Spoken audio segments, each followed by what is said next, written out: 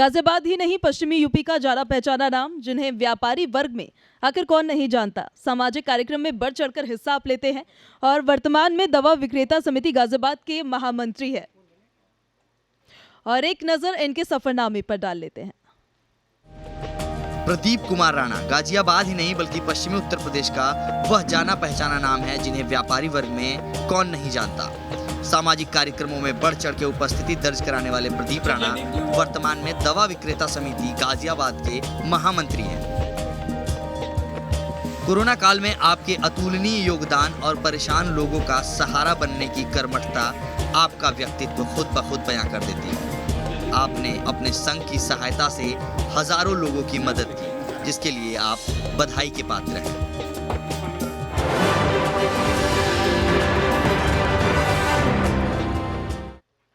चलिए अब मंच पर आमंत्रित करना चाहेंगे सुधीर अग्रवाल जी को। Organisation of chemist and druggist Azamgarh से आप हैं सर, प्लीज आप मंच पर आइए अगर आप यहाँ पर मौजूद हैं। अग्रसेन महिला विद्यालय के प्रबंधक आप हैं, आजमगढ़ के अग्रसेन कन्या इंटर कॉलेज के प्रबंधक हैं, उद्योग व्यापार प्रतिनिधि मंडल के प्रदेश उपाध्यक्ष। एक नजर डालेंगे सुधीर जी के सफरनामे पर। सुधीर अग्रवाल एक ऐसी शख्सियत जिन्होंने समाज को शिक्षा, स्वास्थ्य और सामाजिक महत्ता प्रदान करने का बीड़ा उठाया है और इसे बखूबी निभा भी रहे हैं। शिक्षा के क्षेत्र में आपका बहुमूल्य योगदान सराहनीय रहा है। आप अग्रसेन महिला महाविद्यालय के प्रबंधक हैं, अग्रसेन कन्या इंटर कॉलेज के प्रबंधक हैं, तो साथ में ही organisation of chemist and druggist Uttar Pradesh के महामंत्री पद पर आसीन हैं। उद्योग व्यापार प्रतिनिधि मंडल के प्रदेश अध्यक्ष का दायित्व भी निभा रहे हैं, तो रोटरी क्लब आजमगढ़ के पूर्व अध्यक्ष के तौर पर समाज की भी सेवा कर रहे हैं।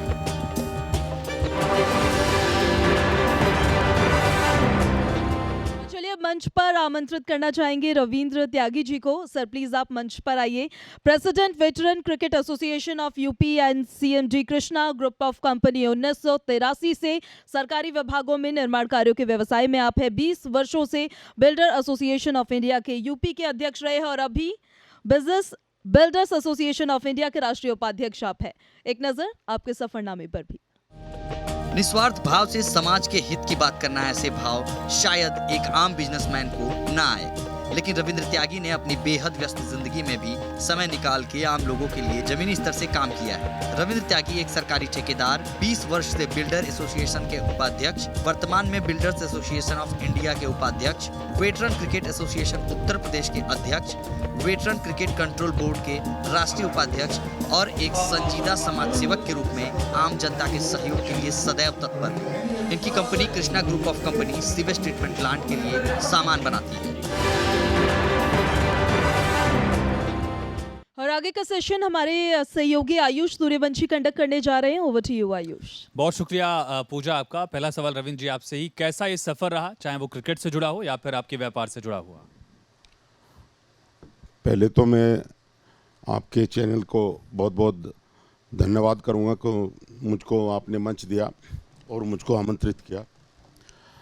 मैं अपने कंस्ट्रक्शन व्यापार में सन 1983 से हूं।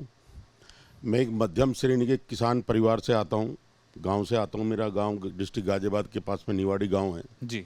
किसान परिवार से हूं। मेरे पिताजी ब्लॉक प्रमुख थे, राजनीतिक परिवार से थे, पर मैंने अपने एजुकेशन में मेरठ कॉलेज से लॉ की है, पर मैंने अपने पारिवारिक बैकग्राउंड जो पॉलिटिक्स वो थी मैंने नहीं चुना और मैंने अपने व्यापार को, कंस्ट्रक्शन लाइन को अपना आगे का माध्यम चुना जी। 1983 से मैं अपने व्यापार में हूँ और अभी मैं अपने व्यापार में पंजाब में, राजस्थान में, उत्तराखंड में और यूपी में मैं 4-5 जो नॉर्दर्न इंडिया के राज्य में कंस्ट्रक्शन में हूँ।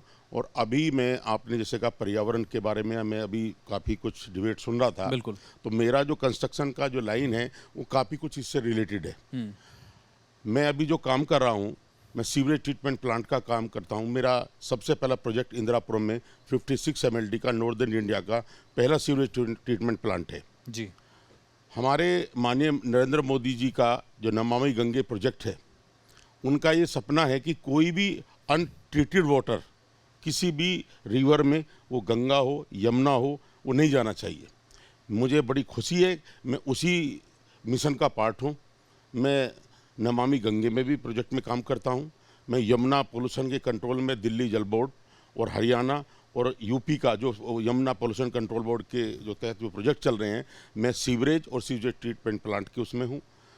ये तो मेरा व्यवसाय का वो है। जी। दूसरा, आपने शायद मुझे बताया कि अब मैं एक छोटी सी 2 मिनट ले सकता हूँ? बिल्कुल बिल्कुल, आप बताएं। मेरी उम्र करीब ऐसी हो चुकी है कि मैं अपने बच्चे, अपने व्यवसाय या अपने घर परिवार से जिम्मेदारी से मुक्त हूँ। तो मेरे एक सीनियर ने मुझको बहुत अच्छी बात, एक सलाह दी कि आदमी को जीवन में सबसे पहले अपना जो व्यापार है, व्यवसाय है, जो आपको काम करने का वो दिया गया है, वो पूरा करना चाहिए। जो मैंने अपनी जिम्मेदारी से पूरा वो किया है कि अच्छा, जब आपका व्यापार और आपका धंधा ठीक होगा तो आपका परिवार ठीक होगा। तो मैंने अपने परिवार की जिम्मेदारी पूरी की। और तीसरा होता आदमी का पैशन। जब आप अपनी दोनों जिम्मेदारी पूरी कर ले तो आपका आदमी को तीसरे अपने पैशन में जाना तो चाहिए। पैशन क्या बचा आपका? मेरा पैशन है क्रिकेट। अच्छा, क्रिकेट मैं एसोसिएशन से आप जुड़े क्रिकेट हुए हैं। का माननीय चेतन चौहान जी, स्वर्गीय चेतन चौहान जी अब नहीं है, 1998 में उन्होंने वेटरन क्रिकेट एसोसिएशन का गठन किया। उसका 25 साल पूरे हो रहे हैं। 25 साल हम अब उसकी मना रहे हैं। और माननीय नितिन गडकरी जी हमारे नेशनल प्रेसिडेंट है। मैं उसका वाइस प्रेसिडेंट भी हूँ और यूपी का प्रेसिडेंट भी हूँ। अभी हम यहाँ पे लीग करा रहे Nehru Nagar VVIP cricket stadium में।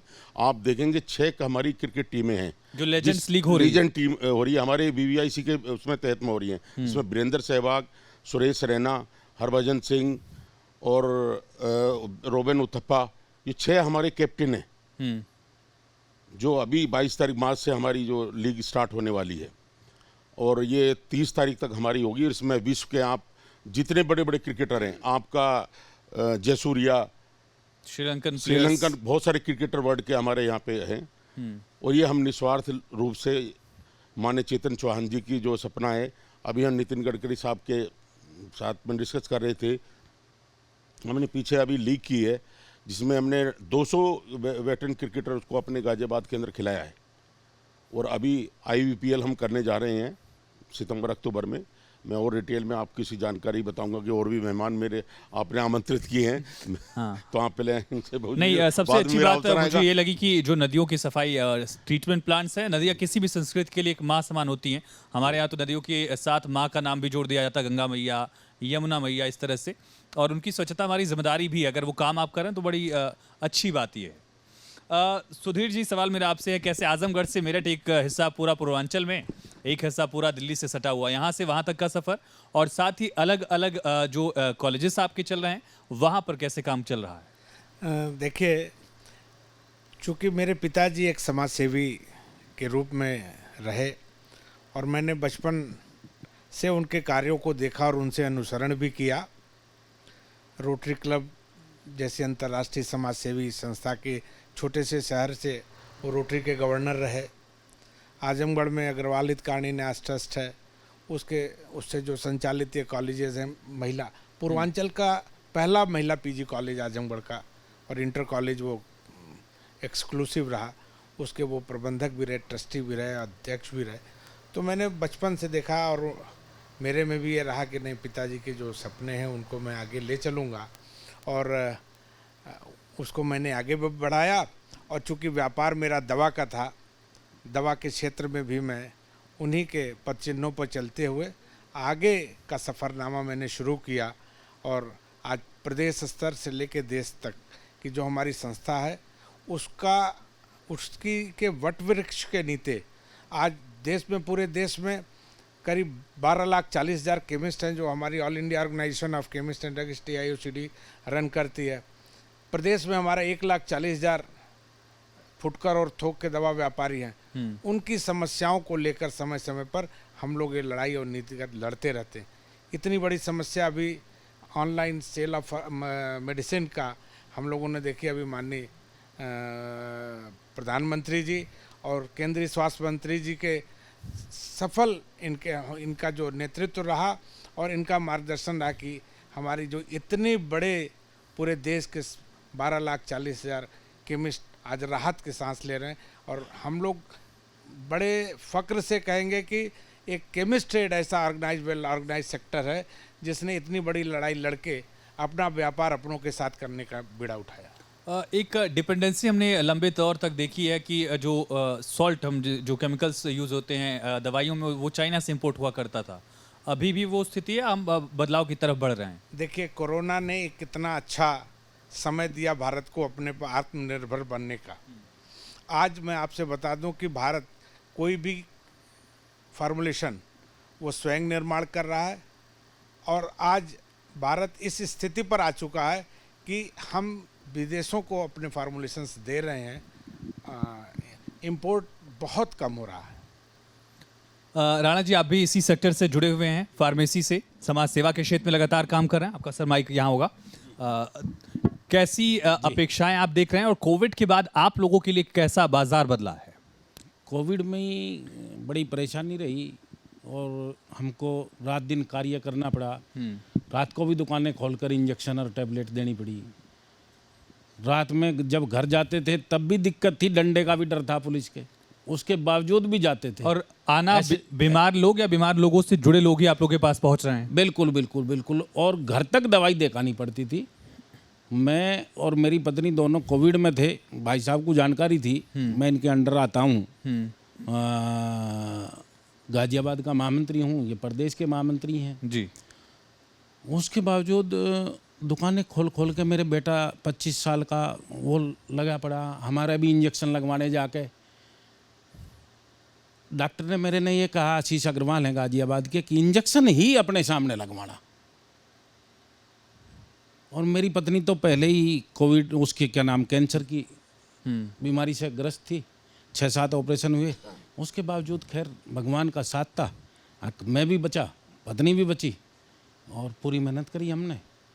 भाई साहब के सहयोग से निरंतर चलता रहा, कोई दिक्कत नहीं। गाजियाबाद में बहुत सारे, गाजियाबाद में कहूँ कि उत्तर प्रदेश में कहूँ कि भारत में बहुत सारे दवाई वाले एक्सपायर भी हुए कोविड की वजह से, लेकिन सरकार ने हमको इतना नाम नहीं दिया जितना हमको मिलना चाहिए था। फ्रंटलाइन वर्कर्स में काउंट नहीं और किया कुछ कंपनियों ने, हमारे माननीय महामंत्री जी और AIOCD के जो हमारी ऑल इंडिया लेवल की जो है, जिसके 10 लाख के करीब मेंबर हैं, उनके सहयोग से कुछ कंपनियों ने जो हमारे कोविड में साथी एक्सपायर हो गए दवाई वाले, उनको 3-3 लाख रुपए के चेक दिलवाए हैं और बड़ी सहायता करी है। अब भी सहयोग करते हैं, उनके बच्चों का भी सहयोग करते हैं। भाई साहब ने कई एक लोगों की कंपनियां खुलवाई एक्सपायर होने के बाद। बहुत सारी चीज़ें हैं भाई साहब, बड़ी दिक्कत रही, आप लोगों ने साथ दिया, लेकिन उस सब के बावजूद एक पीड़ा है। अगर दवाई वालों को जितना जो है गवर्नमेंट की तरफ से वॉरियर वाली मिलनी चाहिए थी, सिपाही वाली बात मिलनी चाहिए थी, वो गवर्नमेंट। अग्रवाल जी को जोड़ना चाह रहे हैं इसमें? जी, कुछ जोड़ेंगे अग्रवाल जी, कुछ बात कहना चाह रहे हैं आप इसमें? नहीं, प्रदीप जी ने बिल्कुल सही कहा। उत्तर प्रदेश का एक अपना अस्तित्व है। आप देख रहे हैं पूरे हिंदुस्तान के जो दवा के क्षेत्र में जो दवा की खपत है उसका 24% शेयर केवल उत्तर प्रदेश के पास है। कोरोना के समय मैं बताऊं, आपके चैनल के माध्यम से मैं बताना चाहूँगा, पूरे देश में जहाँ कहीं से भी लोग फ़ोन करते थे कि सुधीर जी मेरा पेशेंट वहाँ, क्योंकि आवागमन अच्छा नहीं था, लोगों को हॉस्पिटल तक जाना, एक दूसरे से मिल पाना ये मुश्किल था। लेकिन मैं अपने केमिस्टों को सलाम करता हूँ, उन्होंने अपनी जान की जोखिम में डाल के और जिस तरीके से समाज की सेवा किया है वो अनुकरणीय है, वो वंदनीय है। बिल्कुल, इस कोशिश को हमेशा ही सराहा जाएगा और कोविड का वो दौर वापस ना आए, लेकिन आप लोगों का जो संघर्ष रहा, जो कोशिशें रही, वो कामयाब रहा। सबसे बेहतर पहलू ये। रविंद्र जी, आपका रुख करते हैं हम। क्रिकेट से जुड़े होने के साथ साथ आप लगातार समाज सेवा के क्षेत्र में भी काम कर रहे हैं, कैसे काम कर रहे हैं, कैसा योगदान आपका है? मैं आपको बताऊं कि मैं एक संस्था से और जुड़ा हुआ हूं, बिल्डर एसोसिएशन ऑफ इंडिया। ये 1941 में पुणे में एक अंग्रेज इंजीनियर हुआ करते थे, उन्होंने इसका गठन किया था। पूरे हमारे इंडिया के अंदर ये संस्था है, साउथ में, ईस्ट में, वेस्ट में। मैं लगातार 20 वर्षों से उत्तर प्रदेश बिल्डर एसोसिएशन का मैं प्रदेश का अध्यक्ष रहा हूँ, और मैं इस बार नॉर्दर्न इंडिया का वाइस प्रेसिडेंट चुना गया हूँ। हमारी कंस्ट्रक्शन इंडस्ट्री में समय समय पर जो प्रॉब्लम्स आती हैं उसके निवारण के लिए और गवर्नमेंट और हमारे कॉन्ट्रैक्टर्स के बीच में जो डिस्प्यूट और या इस तरह की कोई प्रॉब्लम्स आती हैं, ये हमारी संस्था उसमें काम करती है। एक इसका दूसरा रूप भी है। बिल्डर एसोसिएशन ऑफ इंडिया ने अभी जो कोविड के अंदर हमारे हर सेंटर ने, हमारा टारगेट था कि हर सेंटर का मतलब हमारे डिस्ट्रिक्ट लेवल पर सेंटर है, हमने हर सेंटर से अपने सभी मेंबर से पैसा इकट्ठा करके कहीं गैस सिलेंडर, कहीं ऑक्सीजन का और कहीं मेडिसिन्स, हर सेंटर पे हमने इस अपने संगठन के माध्यम से सेवा की है। दूसरे, हमने अपने जो कंस्ट्रक्शन वर्कर हैं, जो कोविड के अंदर जिनको कोई रोजगार नहीं मिला, जिनको मूवमेंट नहीं हो रहा था, जो एक प्रोजेक्ट पे अभी वहीं रह के रहने वाला, वो पता चला कि बरेली का है और दिल्ली में वर्क कर रहा और वहीं पे वो हेल्ड अप हो गया। और ऐसे कई शहरों में हेल्ड अप हो गया। बिल्कुल। तो हमने, आप इमेजिन करो, 6-6 महीने बैठ के उनको वहीं पर उनकी जो मजदूरी दी है और ये वेट किया है कि जब ये आफत खत्म हो जाएगी आप दोबारा काम पे आएंगे, और हमने उसका कोई रिकवरी उनसे भी नहीं की। और ये हमारी एसोसिएशन के माध्यम से सभी निर्माण कंपनियों ने ये अपने स्तर पे अपने प्रोजेक्ट में सभी वर्कर्स से ये इस तरह का व्यवहार किया है। सीआरपीएफ जवानों के लिए भी आपने कई काम किया है? जी, सीआरपीएफ के जवानों के लिए बटालियन, मैं आपको बताऊं कि मेरा शौक है, मैं लगातार जब भी नववर्ष मनाता हूं तो वैसे तो मैं पूरा विश्व घुमा हूं, मैं साल में 3 बार कम से विदेश जाता हूं, मेरा शौक है बाहर घूमने का। पर मैं कब से 2-3 साल से मेरा कमांडेंट मित्र है मुकेश त्यागी जी, जो पहले नागालैंड में थे, तो मैं उसके एहसानमंद हूँ कि मैं सीआरपीएफ के बीच में अपना नववर्ष मनाता हूँ। और मेरी पूरी जो हमारे दोस्त हैं, मित्र मंडी हम जाते हैं, मैंने अभी अगरतला में वो पोस्टेड हैं, उनकी पूरी बटालियन में करीब 250 उस टाइम जो फौजी थे, मैंने उनको 250 यहाँ से अपने हवाई जहाज से मैं उनके लिए ट्रैक सूट ले गया, पूरे उनके बटालियन को उनको ट्रैक सूट दिया है, उनके ऑफिसर्स को दिया है, उनके बच्चों के लिए गिफ्ट दिए हैं। मैं लगातार 2-3 साल से सीआरपीएफ के बीच में ये अपना नववर्ष मनाता हूँ और मैं बड़ी खुशी होती है जब उनके बीच में, उनके साथ में रहकर मैं अपने आप को गर्वान्वित महसूस करता हूँ। मैं पूरे विश्व घूमा हूँ, मुझे इससे बढ़िया नववर्ष जो सीआरपीएफ के जवानों के बीच में भी रहा है, मेरा कहीं भी नहीं बना। मैं इसके लिए धन्यवाद करता हूँ अपने मित्र मुकेश त्यागी जी, जो कमांडेंट है अगरतला में। चलिए, बहुत ही खूबसूरत। ये सुधीर अग्रवाल जी, कोविड के दौर में स्कूल्स को लेकर, कॉलेजेस को लेकर दिक्कत भी थी, आपके सामने भी एम्प्लॉयज़ को सैलरी देना, बाकी टैक्सेस चुकाने का एक चैलेंज रहा होगा, उन सब के बावजूद समाज सेवा कैसे करते रहे? देखिए, वो दौर ही उसको याद करने में बिल्कुल बहुत लगता है कि ये भारत जैसा देश जिसने इतनी बड़ी महामारी को चैलेंज के रूप में स्वीकार किया, देश के यशस्वी प्रधानमंत्री जी, हमारे मुख्यमंत्री जी, मैं दोनों को बहुत बहुत बधाई दूंगा कि इन्होंने बड़ी अच्छे तरीके से उस दौर को उन्होंने पास किया। और मैं जितना अच्छा हमारे उत्तर प्रदेश और देश ने हमारे इस महामारी को पर नियंत्रण किया, शायद पूरे विश्व में इस तरीके की मिसाल कोई नहीं रहा। वैक्सीनेशन की इतनी अच्छी व्यवस्था, पूरे हिंदुस्तान में सारे लोगों को वैक्सीनेशन हुआ, तो ये कहीं ना कहीं, और भारत के तमाम वैज्ञानिकों को भी बहुत उसके लिए बधाई कि कोरोना की वैक्सीन सबसे पहले उन्होंने ईजाद किया और कम दाम में इसकी उपलब्धता कराई, और तमाम ऐसे देश जो विकसित देश थे उनको हम लोगों ने अपनी वैक्सीन भेज के उन्हें उनकी जान बचाई। ये भारत के लिए गौरव। फार्मेसी में आत्मनिर्भरता का मुकाम कब तक हम देख पाएंगे? आज हम आपको गर्व से कहेंगे कि अब भारत इस मुकाम पर पहुंच चुका है कि फार्मेसी के क्षेत्र में लगभग हम कोरोना काल में, देखिए ये आपका मास्क है, जो चीज़ें हम नहीं बनाते थे उसकी प्रचुर मात्रा में हम लोगों ने खुद से निर्माण करके आत्मनिर्भर बन गए। तो कभी कभी जिस तरह की चैलेंज आता उसको इतनी अच्छे तरीके से हम लोगों ने आत्मसात करके और उसे निभा लिया, तो हम तो ये समझ रहे हैं कि अब कोई भी देश में ऐसी महामारी या कोई चैलेंज आएगा तो हमारा देश सक्षम है, सक्षम नेतृत्व है, और हमारे जो देश के केमिस्ट हैं, वो फार्मेसी हैं, आज वो इस स्थिति में है कि हम कोई भी चैलेंज आएगा तो हम सरकार के साथ कंधे से कंधा मिलाकर और कोई भी महामारी आएगी उससे निपट लेंगे। प्रदीप जी, कितनी तैयारी है अगर इस तरह की कोई स्थिति फिर से आती है उसके लिए भी, और क्या सबक रहा उस दौर से? Sir mike. सबक ये है कि जैसा कि माननीय सुधीर अग्रवाल जी ने बताया, मेरे बड़े भाई ने, 25% दवाई भारत की जो खपत है वो उत्तर प्रदेश में है। और आपको बताऊं मैं कि गाज़ियाबाद सबसे ज़्यादा C&F डिपो और हब वो सब गाज़ियाबाद में है। दवाई प्रचुर मात्रा में रहती है। गाज़ियाबाद से लेकर कोविड के समय में रेमडेसिविर इंजेक्शन 5-5, 10-10 हज़ार एक दिन में लखनऊ, उधर जितना भी जहाँ भी जाना था, या उत्तराखंड सप्लाई हुआ, उसकी वजह से कई बार गाज़ियाबाद में टूट आई, पूरा का पूरा मटेरियल उठ कर चला गया। तो क्या रीज़न रहा कि वहाँ सप्लाई उतनी बेहतर नहीं थी, यहाँ ज़्यादा बेहतर थी? यहाँ सबसे ज़्यादा C&F हब यहाँ ही है। उत्तर प्रदेश का जो द्वार है मेन, जो दवा मार्केट के लिए कहेंगे कि वो गाज़ियाबाद है। और इसमें कई बार क्या होता है कि जो हमारे C&F हैं या कंसाइनी है, उनको दिक्कत होती है कंपनियों से भी। कंपनी का काम कर रहे, कंपनी कह देती है ठीक है 1 तारीख से आप काम नहीं करोगे, आपका बंद फला को दे दिया गया। तो हम चाहते हैं थोड़ा सा सरकार भी हमें इसमें साथ दे, और भाई साहब हमारे बैठे हैं, मैं चाहता हूं भाई साहब भी हमारा थोड़ा सा साथ दे, क्योंकि इनमें बहुत ताकत है और इन्हीं की वजह से मुस्कुरा रहे हैं, यानी कि साथ देंगे। आप तीनों का बहुत शुक्रिया हमारे इस खास कार्यक्रम में आने के लिए, अपनी बात रखने के लिए, बेबाकी से सभी सवालों का जवाब देने के लिए आप लोगों का बहुत शुक्रिया। धन्यवाद जी।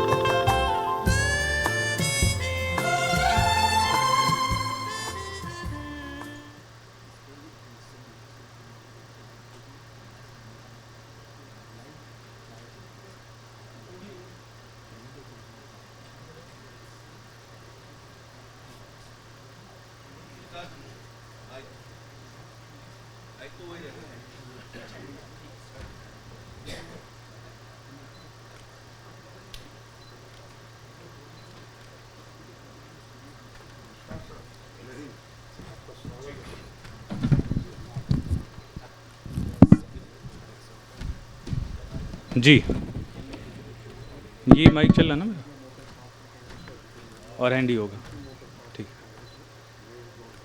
एक बार कंफर्म कर दिया राहुल सर। नहीं कमांड। हाँ जी।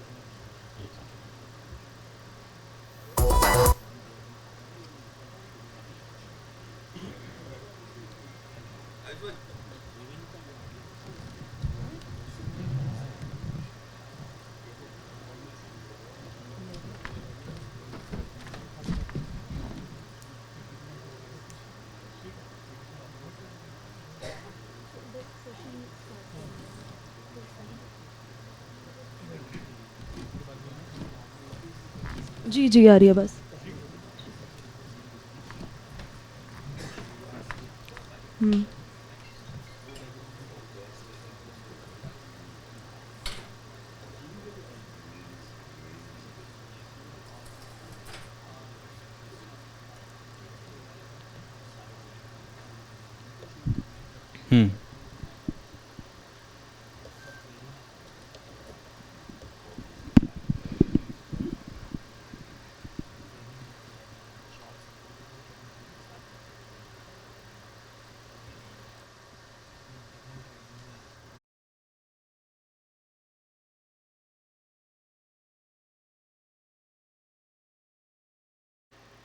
आ रही है।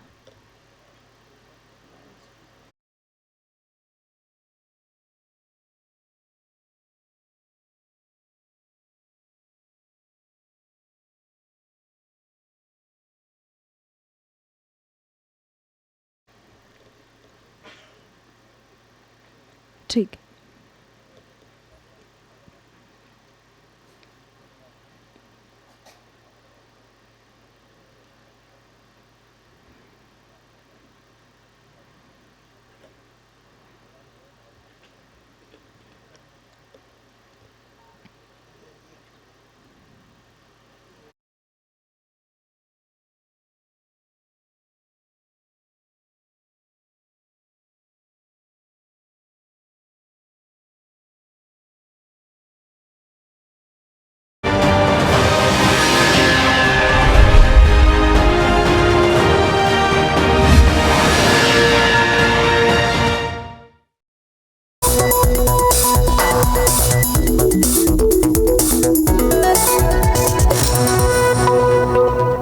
नमस्कार, न्यूज नेशन नेटवर्क की तरफ से आप सभी लोगों का बहुत बहुत स्वागत है न्यूज स्टेट के इस खास कार्यक्रम द लेजेंड्स गौरव की बात। उत्तर प्रदेश में वो तमाम लोग जिस पर उत्तर प्रदेश गर्व करता है, उनसे इस आयोजन में बातचीत की जाएगी और इस सेशन की हम शुरुआत करेंगे। सबसे पहले मैं मंच पर आमंत्रित करना चाहूंगी हमारे मुख्य अतिथि रवि किशन जी को।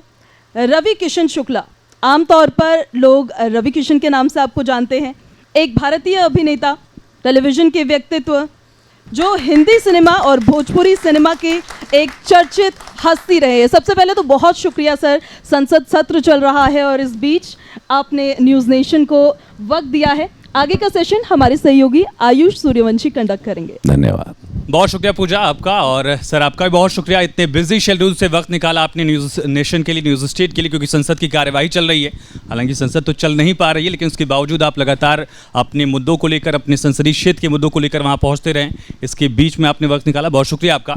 पहला सवाल जो सबके मन में एक जिज्ञासा का विषय रहता है, मुख्यमंत्री योगी आदित्यनाथ एक फायर ब्रांड नेता के तौर पर जाने जाते हैं। योगी बाबा का बुलडोजर, योगी आदित्यनाथ का कानून व्यवस्था वाला मॉडल, ऐसे मॉडल वाले मुख्यमंत्री के साथ जब आप मौजूद रहते हैं, मुख्यमंत्री अचानक मुस्कुराने लगते हैं। और एक बार नहीं, कई बार ऐसा हो गया है। क्या बातें होती हैं आप लोगों की कि मुख्यमंत्री मुस्कुराने लगते हैं? नहीं, अक्सर पूज्य महाराज जी का आशीर्वाद है और पूरे देश में उनकी चर्चा और उनके कार्यशैली की चर्चा होती है। लेकिन मैं, चलिए आप पूछ लिया है तो न्यूज़ नेशन के सभी दर्शकों को, समस्त भारत ये जानना चाहता है कि हम आपस में क्या बात करते हैं। जो महाराज जी हंसते हैं तो मैं महाराज जी से भोजपुरी में बात करता हूँ, तो भोजपुरी उनको मेरी बड़ी मीठी लगती है। बस यही बातें होती है। तो मैं जो भी कुछ भी बोलना है, समस्या भी बतानी है अपने कॉन्स्टिट्यूंसी की, या जो भी मेरे मन में विचार आते हैं, कलाकार हूँ, विचार तुरंत बनते रहते हैं मेरे। अक्सर मुझे, मतलब कलाकार को वो दिखता है जो अक्सर अलग, शायद हम लोगों का देखने का नज़रिया अलग होता है कलाकारों का। तो मैं कुछ ना कुछ, और उसमें भोजपुरी, हमेशा भोजपुरी में मैं उनसे कॉन्वर्सेशन करता हूँ, मैं उनसे हिंदी में नहीं बात करता। तो वो बात उनको शायद बहुत, मुद्दे आप छिपा तो नहीं रहे हैं? नहीं, मैं उनसे मैं भोजपुरी में बात करता हूँ। बाकी राजनीति की कुछ बातें हैं वो, जो कि कुछ इंपॉर्टेंट बातें होती हैं जो हमारे बीच में रहती हैं। एक बड़ी जिम्मेदारी है, क्योंकि उस सीट से महंत अवैधनाथ, उनके गुरु महंत दिग्विजयनाथ, योगी आदित्यनाथ, फिराक गोरखपुरी, मनोज तिवारी जैसे लोग भी वहाँ चुनाव लड़े, लेकिन आपको कामयाबी मिली। कैसे दौर में जब बीजेपी के लिए चुनौती थी, अगली चुनौती भी 24 की है, और ऐसे में आपके लिए क्या उपलब्धियां हैं गोरखपुर के लिहाज से जो आप जनता के बीच लेकर जाने वाले हैं? चाहे वो रामगढ़ ताल से जुड़ी हो, एयरपोर्ट से जुड़ी हो, स्टेडियम से जुड़ी हो, और लगातार जो इंडस्ट्रीज़ वहाँ पर आ रही हैं। फर्टिलाइज़र के बाद हम देख रहे हैं कि जालान का भी हाल में एक प्लांट शुरू हो गया है।